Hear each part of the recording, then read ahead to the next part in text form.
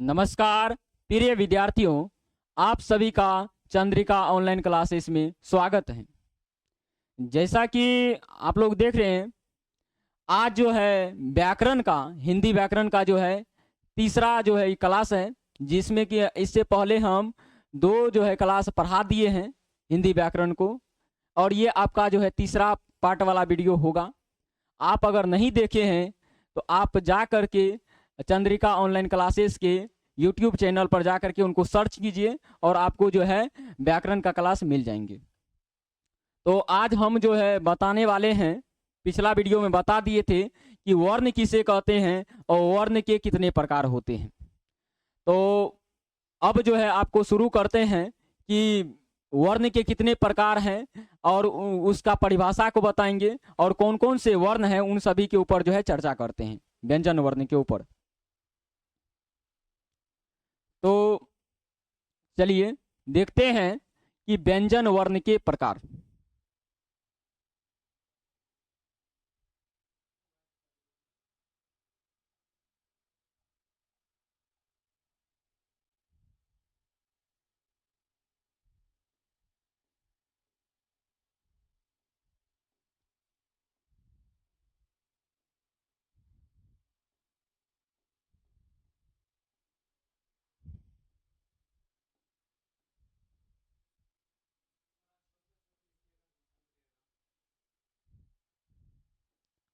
पहला हो गया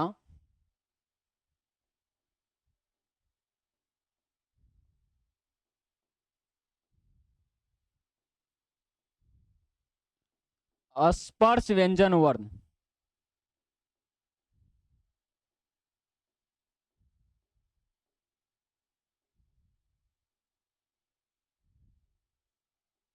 अंतस्थ व्यंजन वर्ण।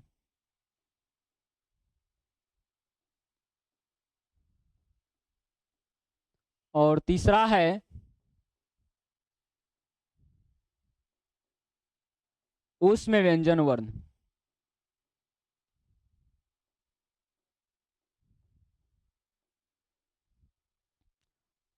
देखिए, व्यंजन वर्ण के तीन प्रकार हैं। पहला हो गया आपका स्पर्श व्यंजन वर्ण, दूसरा है अंतस्थ व्यंजन वर्ण और तीसरा है ऊष्म व्यंजन वर्ण। अब स्पर्श व्यंजन वर्ण किसे कहेंगे? तो इनकी परिभाषा इस प्रकार से कह सकते हैं कि जिन व्यंजन वर्ण के उच्चारण करने में प्राणवायु कंठ, तालु, मूर्धा, दंत एवं औष्ठ के किसी एक भाग से स्पर्श करती है, उसे स्पर्श व्यंजन वर्ण कहते हैं।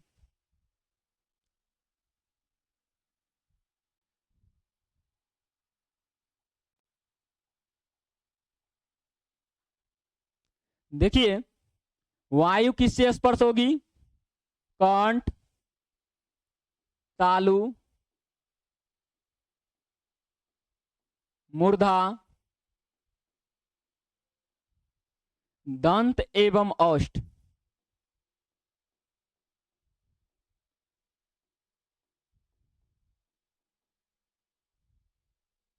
यानी जिन व्यंजन वर्ण के उच्चारण करने में वायु कंठ, तालु, मूर्धा, दंत एवं औष्ठ में से किसी एक भाग से पूर्णतः स्पर्श करती है, उसे स्पर्श व्यंजन वर्ण कहते हैं। और स्पर्श व्यंजन वर्ण की कुल संख्या 25 होती है।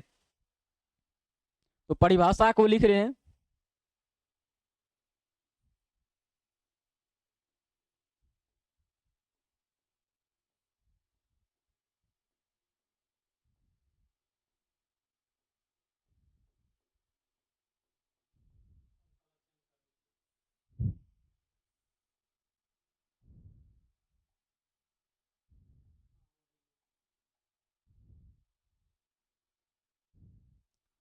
जिन व्यंजन वर्ण के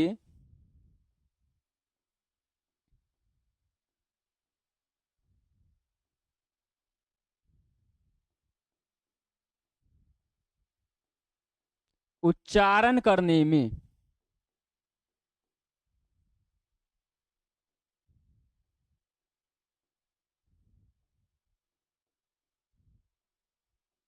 वायु कंठ,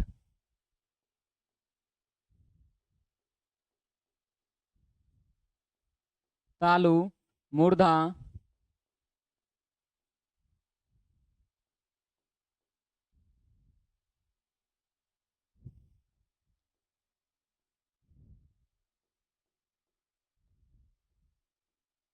दंत एवं औष्ठ के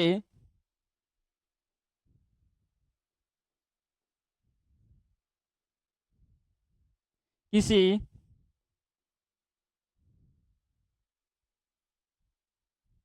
दंत, देखिए जिन व्यंजन वर्ण के उच्चारण करने में वायु, कंठ, तालु, मूर्धा, दंत एवं औष्ठ में से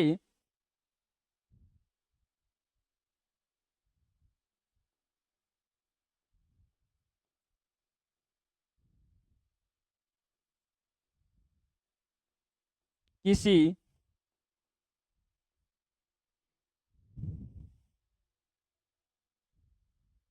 एक भाग से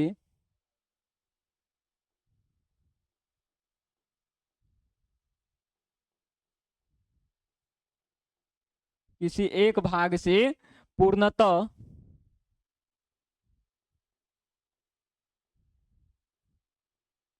स्पर्श करती है उसे स्पर्श व्यंजन वर्ण कहते हैं।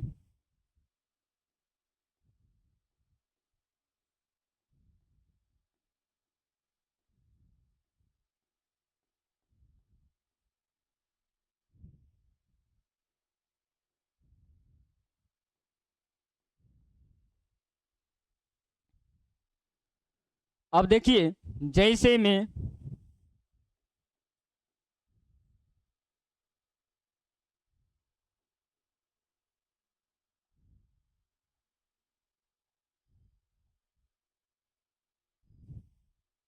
जैसे में क वर्ग,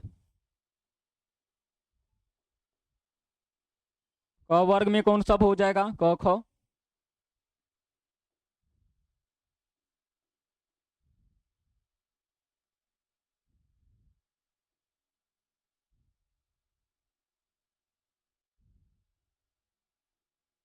ग,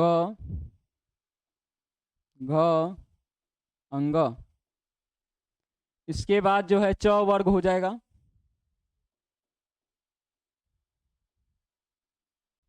च,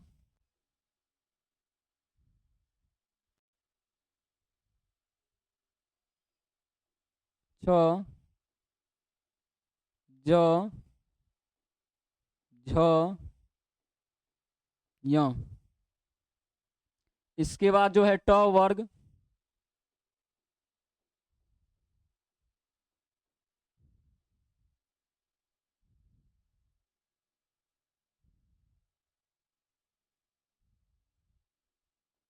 ठ, ड,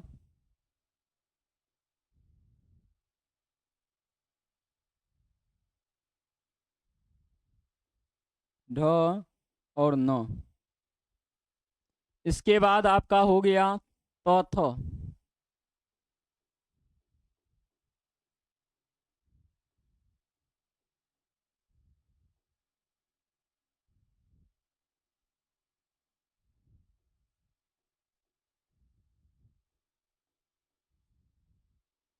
अब एक और है आपका प वर्ग।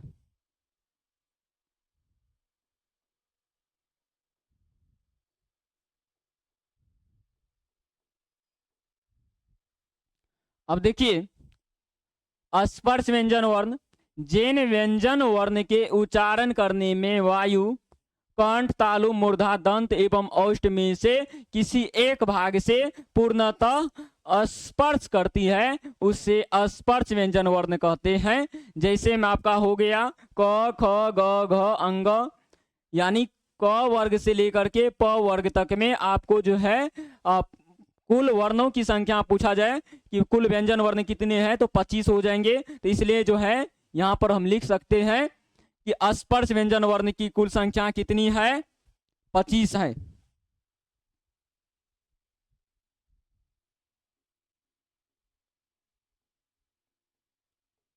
स्पर्श व्यंजन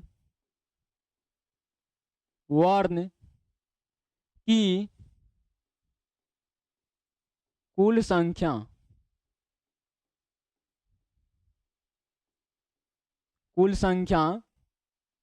25 होती है।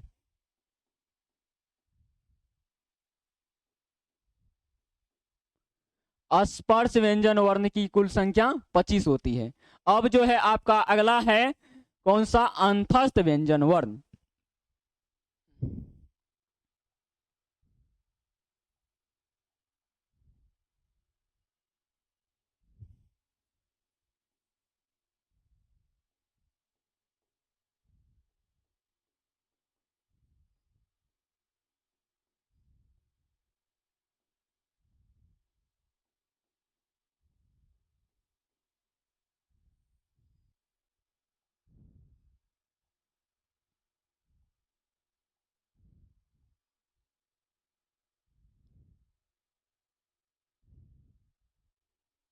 देखिए, इनका परिभाषा हो जाएगा आपका अंतस्थ व्यंजन वर्ण, यानी जिन व्यंजन वर्ण के उच्चारण करने में वायु आपका जो है कंठ, तालु, मूर्धा, दंत, ओष्ठ एवं जीभ के किसी मतलब सभी भाग से स्पर्श करते हुए वो बाहर निकलती है, उसे अंतस्थ व्यंजन वर्ण कहते हैं।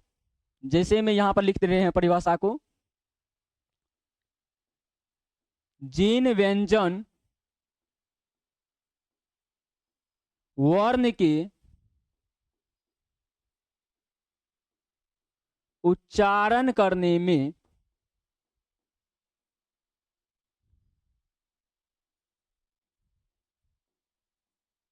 वायु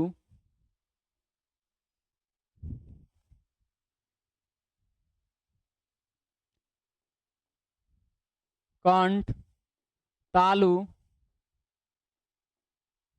ओष्ठ,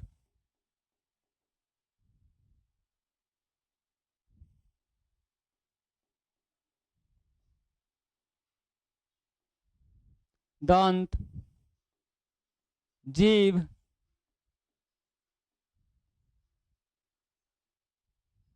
आदि के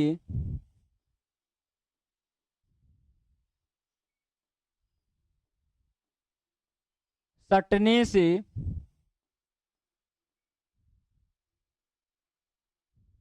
होती है।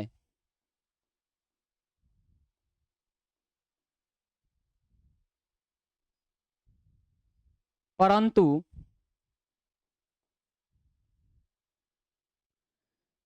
किसी भाग का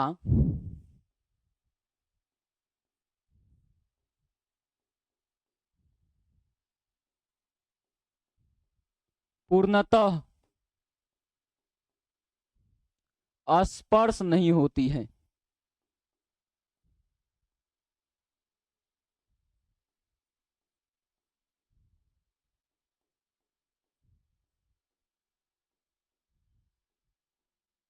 उसे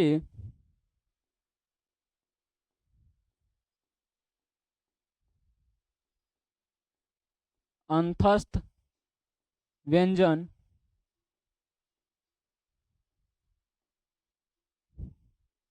वर्ण कहते हैं।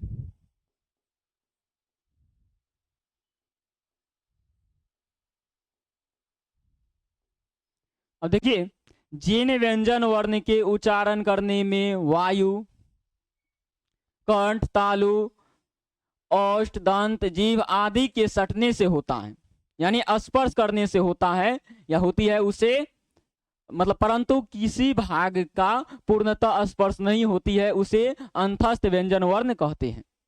अब जैसे में इनका हो जाएगा,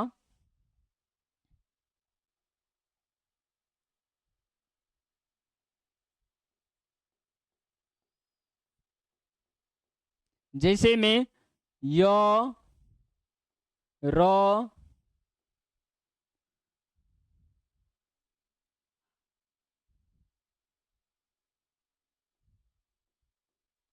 ल, व, ये आपके जो हैं 4 हो गए। अंतस्थ व्यंजन वर्ण की कुल संख्या कितनी है? 4 है। कौन कौन है? य, र, ल, व।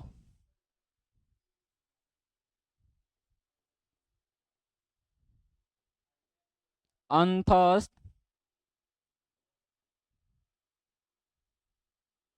व्यंजन वर्ण की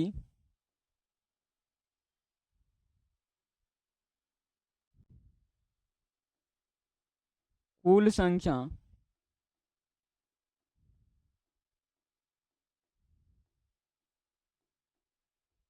4 होती है।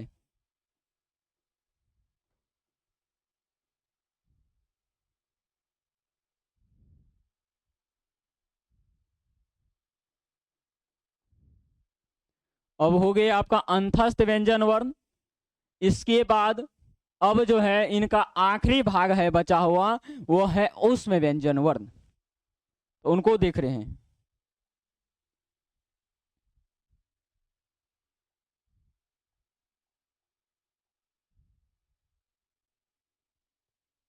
तीसरा है ऊष्म व्यंजन वर्ण।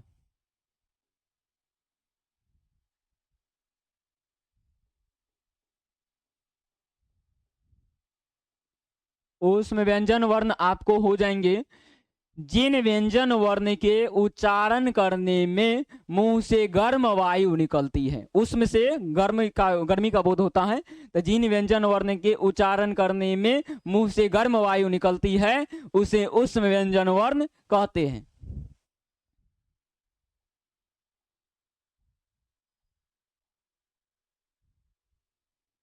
परिभाषा हो जाएंगे।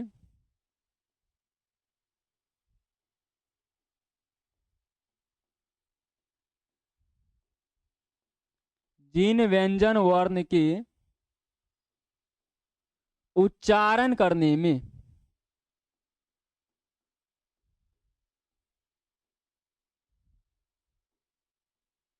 उच्चारण करने में मुंह से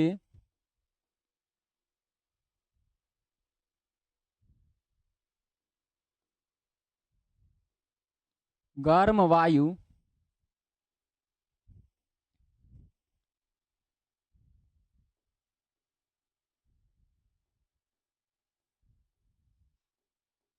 निकलती है उसे ऊष्म व्यंजन वर्ण कहते हैं।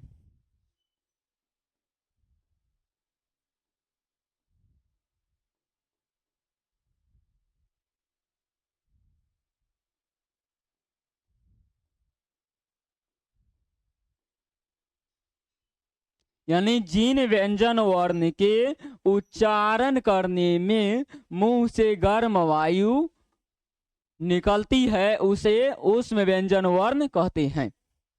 अब जैसे में इनका हो जाएगा तालम स, मूर्धन स, दंत स और ह। इनका जो उच्चारण करते हैं उच्चारण करके देखिए और एक बार मुंह पर हाथ लेकर के देखिए तो मुंह से गर्म वायु निकलेगी। तो इनका हो जाएंगे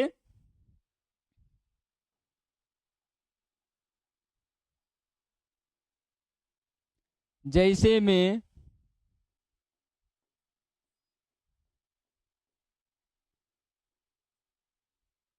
आपका तालम स, मूर्धन स, दंत स, ह। ये 4 हैं, तालम स, मूर्धन स, दंत स और ह। तो इनको लिख सकते हैं, लिख देंगे स्टार में दे करके। ऊष्म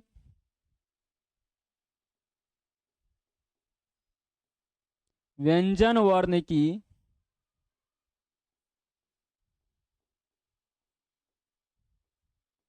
ऊष्म व्यंजन वर्ण की कुल संख्या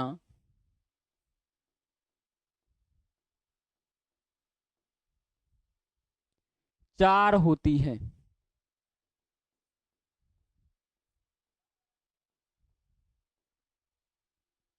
अब आपको जो है ऊष्म व्यंजन वर्ण बता दिए।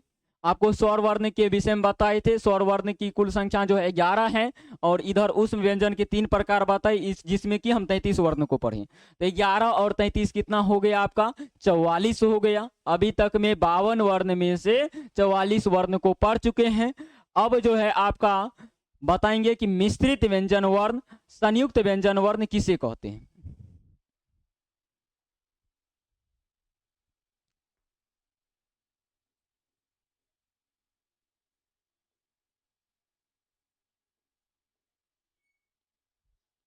मिश्रित, इसी को दूसरा नाम कहते हैं संयुक्त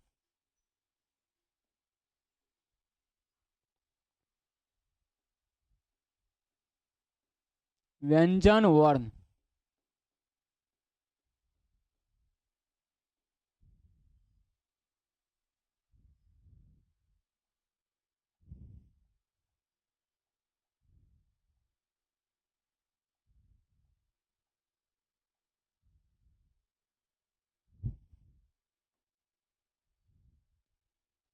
देखिए, आपको मिश्रित या संयुक्त व्यंजन वर्ण बता रहे हैं, जिसमें कि दो व्यंजन वर्ण को जोड़ा जाता है, और जो नए व्यंजन वर्ण बनते हैं वह मिश्रित या संयुक्त व्यंजन वर्ण कहलाते हैं।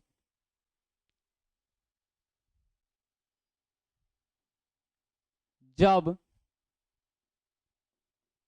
दो व्यंजन वर्ण को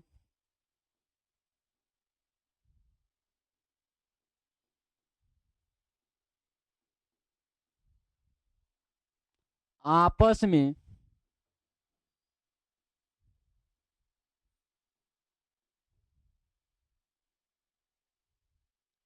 मिलाया जाता है,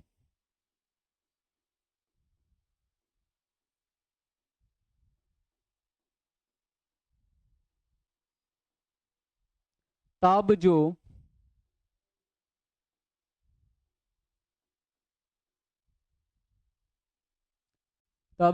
नए व्यंजन वर्ण बनते हैं,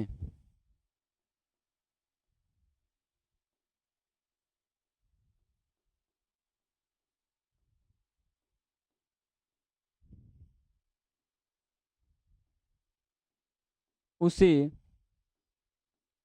मिश्रित या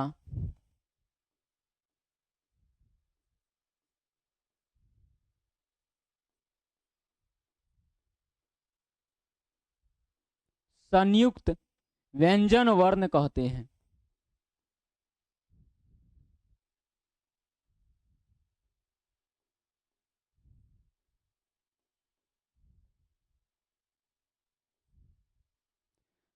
अब देखिए, इनका परिभाषा को लिख दिए हैं कि जब दो व्यंजन वर्ण को आपस में जोड़ा जाता है, मिलाया जाता है, तब जो नए व्यंजन वर्ण बनते हैं उसे मिश्रित या संयुक्त व्यंजन वर्ण कहते हैं।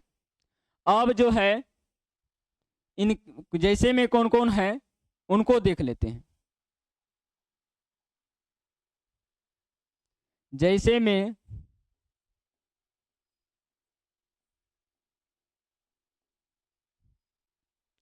में आपका हो गया एक 6, इसके बाद जो है तरह, और इसके बाद है आपका ज्यों, एक है सरह।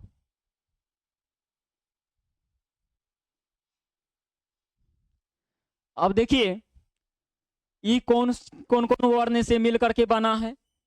यक्ष जो है कौन वर्ण से मिलकर के बना है, तरह कौन वर्ण से मिलकर के बना है, ज्ञ कौन वर्ण से मिलकर के बना है, और स्र कौन से वर्ण से मिलकर के बना है, उनको दिखा रहे हैं। तो ये जो है आपका, ये ज और य से मिलकर के बना है,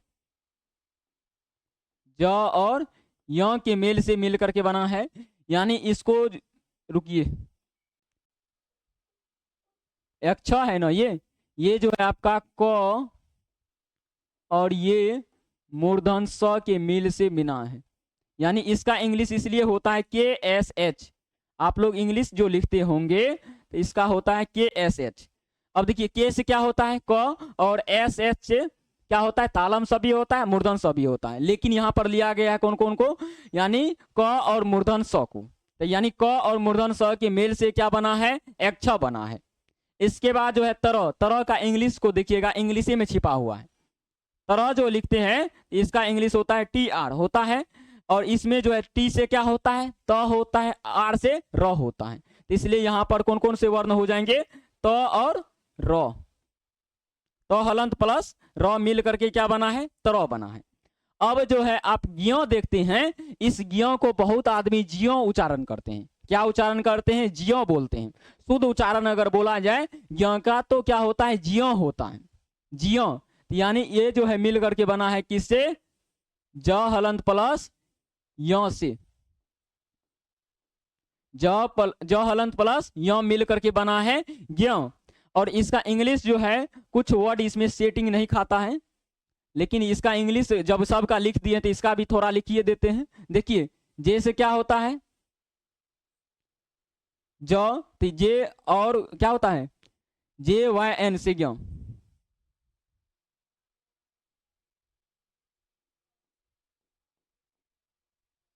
अब देखिए यहां पर है आपका स्र, स्र जो है किससे मिलकर के बना है, SHR से। किससे, SHR से।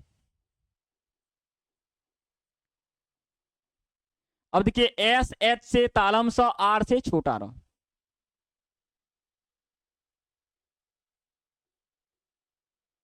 तालम स हलंत प्लस ये र मिल करके बना है आपका ज्यों। और यही इनका जो है कहीं कहीं पर ये जे को जो है लोप कर दिया जाता है, वैसे भी लिखा हुआ रहता है, ऐसे भी इनको लिख सकते हैं YN से यों।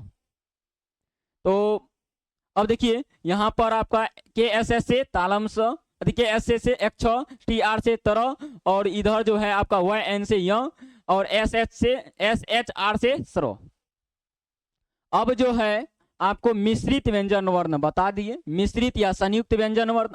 अब आपका कितना हो गया, 11 स्वर, 33 व्यंजन, ये 4 मिश्रित व्यंजन, तो कितना हो गया, 11, 33, 44, 4, 48। अभी तक में आपको 48 वर्ण पढ़ा दिए हैं। अब जो है आपको और भी है, 48 में कितना जोड़ेंगे, 52 होगा, 4 जोड़ना पड़ेगा। 4 वर्ण कौन कौन से हैं उनको दिखा रहे हैं। अब देखिए एक होता है अयोगवाह, अयोगवाह का नाम सुने होंगे, अयोगवाह।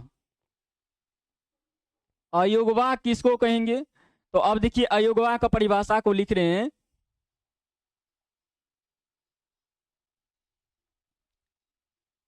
अनुस्वार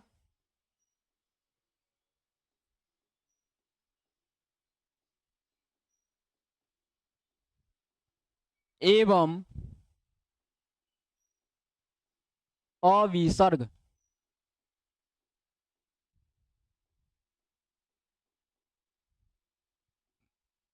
अनुस्वार एवं अविसर्ग को अयोगवाह कहते हैं।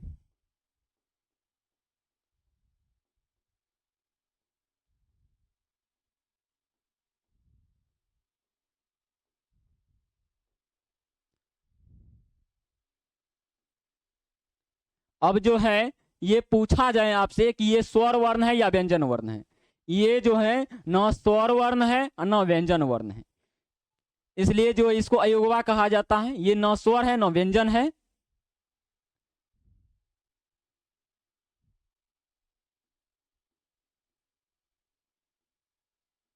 ये न तो स्वर वर्ण है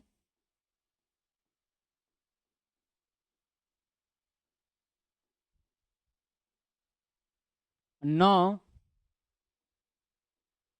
व्यंजन वर्ण।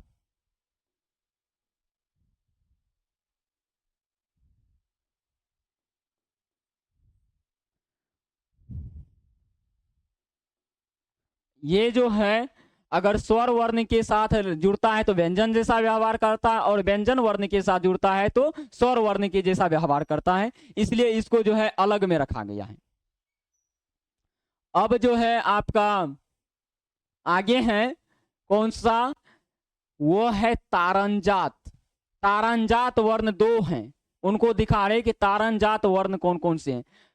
अब कितना हो गया आपका, यानी 11 स्वर, 33 व्यंजन, 4 मिश्रित व्यंजन, तो 11 और आपका 33 कितना 44, अब मिश्रित व्यंजन मिला करके 48, और ये 48 में ये दोनों को जोड़ दिए अनुस्वार और अविसर्ग को, तो आपको कितना हो गया 50 हो गया। अब जो है 2 वर्ण पढ़ना है। 2 वर्ण कौन कौन से उनको दिखाते हैं।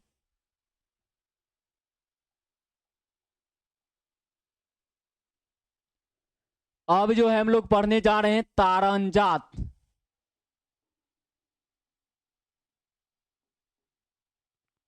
तारंजात, इसके बाद इसी का दूसरा नाम होता है द्विगुण, इसी का दूसरा नाम होता है अतिरिक्त, और इसी को जो है कहते हैं उत्क्षिप्त।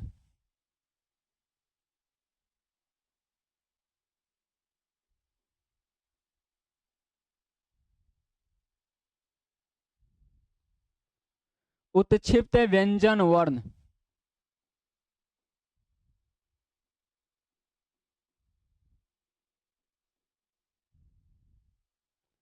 तो देख लीजिए तारंजात, द्विगुण, अतिरिक्त, उत्क्षिप्त व्यंजन वर्ण। ये नहीं देखे होंगे, दिखा देते हैं कि देवनागरी जो है, देवनागरी लिपि में इनका प्रयोग कहाँ कहाँ हम लोग करते हैं। अब ध्यान दीजिए, हाँ इसको जो है किसी भी शब्द के ऊपर में ये चिन्ह लगता है, इनको क्या कहते हैं, इस चिन्ह को क्या कहेंगे। और ऊपर में जो है बिंदु जो दिया जाता है बिंदा टाइप से, उनको उसका क्या नाम है। इस साइड से लगता है इनका क्या नाम है, इस साइड से लगता है इनका क्या नाम है। इनको दिखा देते हैं कि इसका क्या क्या नाम है।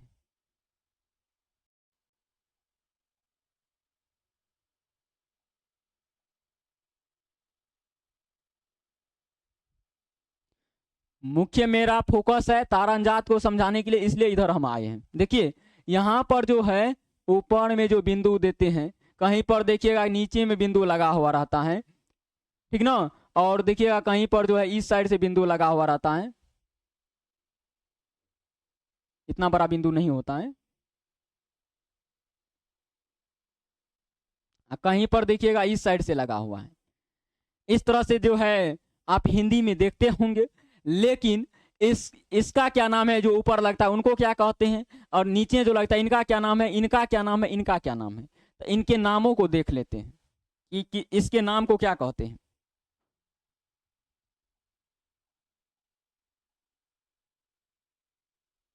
अब देखिए ये जो है सबसे पहले इसको क्या कहा जाता है, ये जो रेखा है ऊपर में, ये क्या है, किसी के कपार के ऊपर है, यानी सिर के ऊपर है, तो इसको क्या कहेंगे, सिरो रेखा।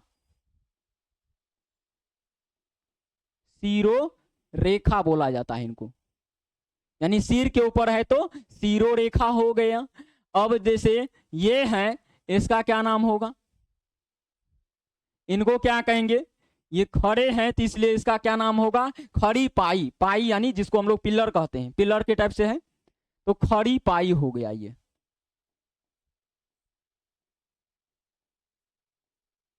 खड़ी पाई हो गया, यानी ऊपर वाला जो रेखा हम ऊपर में देखते हैं, देखिए सब जगह लिखा हुआ है ऊपर में रेखा टाइप से, उसको कहेंगे सिरो रेखा। ये जो खड़ी लाइन है इनको कहेंगे खड़ी पाई। और ये बिंदु को क्या कहते हैं, तो उनके नाम को जान लेते हैं। देखिए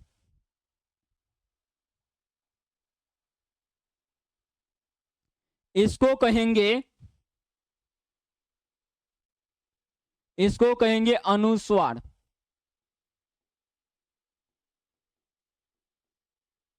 ऊपर में जो दिया जाता है उसको क्या बोला जाता है, अनुस्वार, ठीक ना। और जो है आपको इस साइड से जो लगा हुआ रहता है इनको कहते हैं पंचमा अक्षर।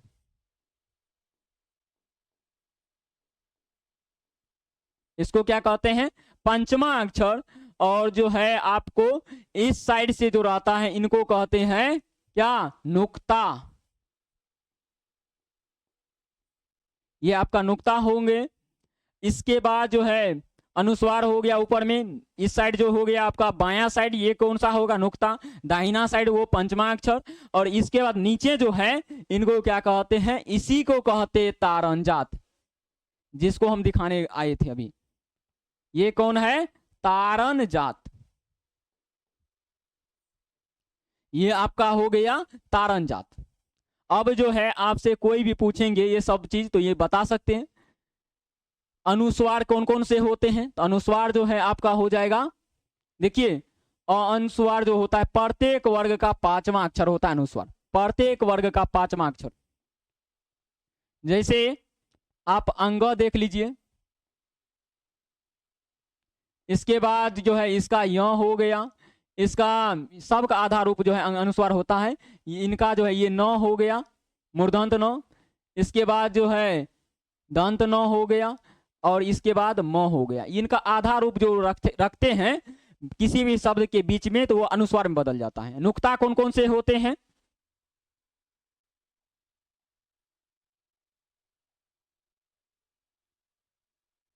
अब देखिए नुक्ता जो है आपका ये हो जाएंगे, नुक्ता वाले वर्ण 5 होते हैं हिंदी में। कौन कौन है? क है, इसके बाद ख है, इसके बाद ग है, और आपका ज और फ है। ये जो है नुक्ता वाले वर्ण हो गया। अब तारण जात कौन कौन से हैं इनको दिखा देते हैं। तारण जात जो है आपका ये हो गया, ये इसको कहते हैं बारा र, जिसको कहते हैं बारा र। और एक होता है अढ़, ये जो है तारण जात वाले वर्ण होंगे, यानी जो हम लिखे हैं यहाँ। और इसके बाद ये पंचमा अक्षर किसको कहते हैं? पंचमा अक्षर, तो पंचमा अक्षर हम कहते हैं अंग, कौखा का जो अंग होता है। ये आपका हो गया पंचमा अक्षर। अनुस्वार कौन कौन हो गया आपका? तो ये सब जो है अनुस्वार है, इन सभी के रूप को अनुस्वार कहते हैं। ये नुक्ता वाला जो है 5 वर्ण हो गया, क ख ग ज फ। अरबी भाषा में इनका प्रयोग करते हैं। ये है आपका अंग, या इनको कहते हैं बड़ा र, और इसको कहते हैं अढ़। ये जो है आपका पंचमा अक्षर हो गया। इनको देख लिए। अब जो है इसका परिभाषा को लिखा रहे हैं, परिभाषा इनका क्या होगा। तो इसको जो है अब मिटा देते हैं।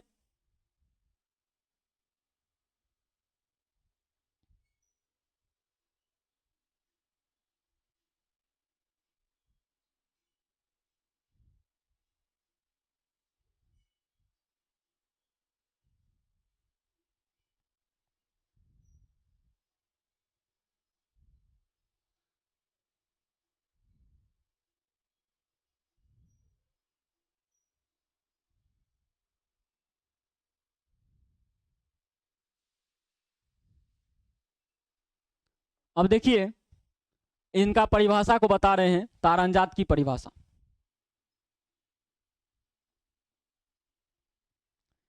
तारणजात किसे कहते हैं तो आपको दिखा दिए। देखिए अढ़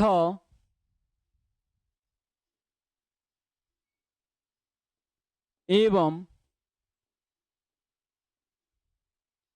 बड़ा र को, अढ़ अर, इसी को अढ़ बोला जाता है। अढ़ अर को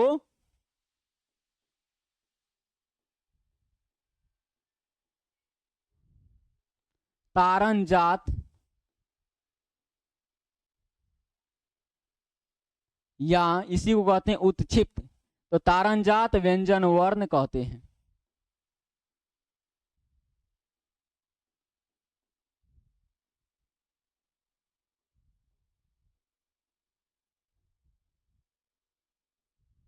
अब देखिए अढ़ और को तारणजात वर्ण कहते हैं, और इसका प्रयोग जो है कहाँ कहाँ करेंगे। देखिए इसका प्रयोग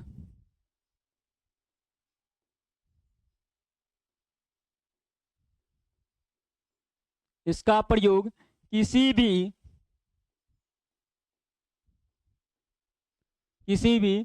शब्द के शुरुआत, किसी भी शब्द के शुरुआत, इसका प्रयोग किसी भी शब्द के शुरुआत में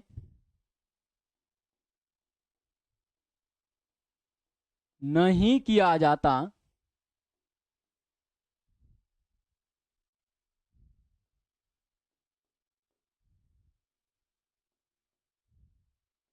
बल्कि इसका प्रयोग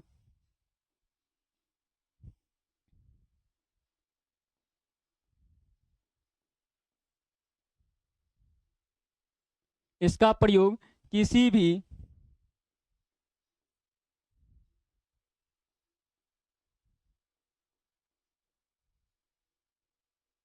भी शब्द के बीच या किसी भी शब्द के बीच या अंतिम में किया जाता है।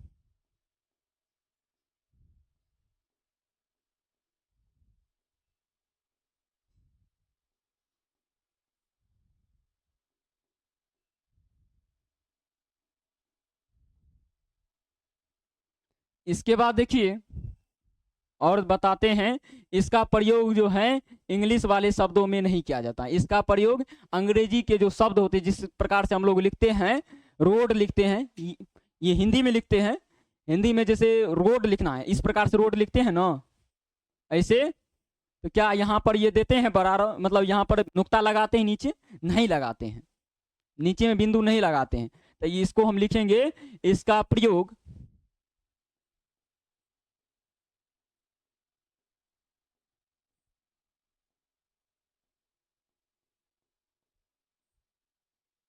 इसका प्रयोग अंग्रेजी वाले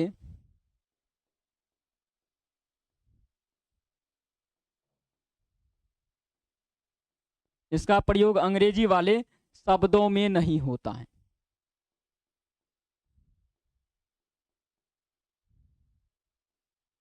नहीं होता है। अब जैसे में देख लेते हैं कि कौन कौन से, जैसे में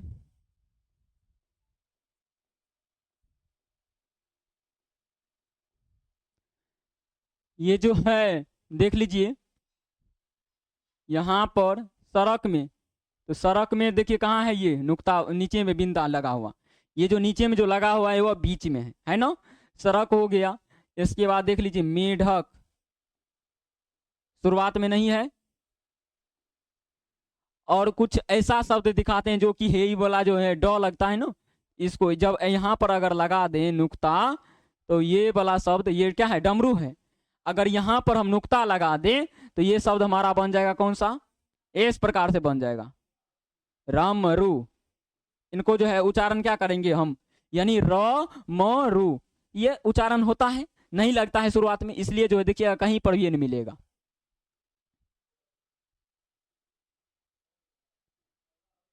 अब देखिए पढ़ाई लिखते हैं, पढ़ाई नीचे में नुक्ता लगा हुआ रहता है। जैसे लड़ाई, इस बीच में है नुक्ता लगा हुआ। इसके बाद और जैसे लिखते हैं, अब अंग्रेजी वाला शब्दों को देख लेते हैं। अंग्रेजी वाला शब्द जो लिखे हैं तो कौन कौन, जैसे हम लोग लिखते हैं रोड, अंग्रेजी वाला शब्द का क्या लिखते हैं, जैसे में मान लीजिए हम लिखते हैं क्या चीज, रोड, रोड लिखते हैं तो इस प्रकार से लिखते हैं। इसमें जो है नुक्ता नहीं है, नुक्ता अगर लगेगा तो इनका अर्थ क्या होगा, बदल जाएगा। इसके बाद जो है जैसे लिखते हैं डॉक्टर,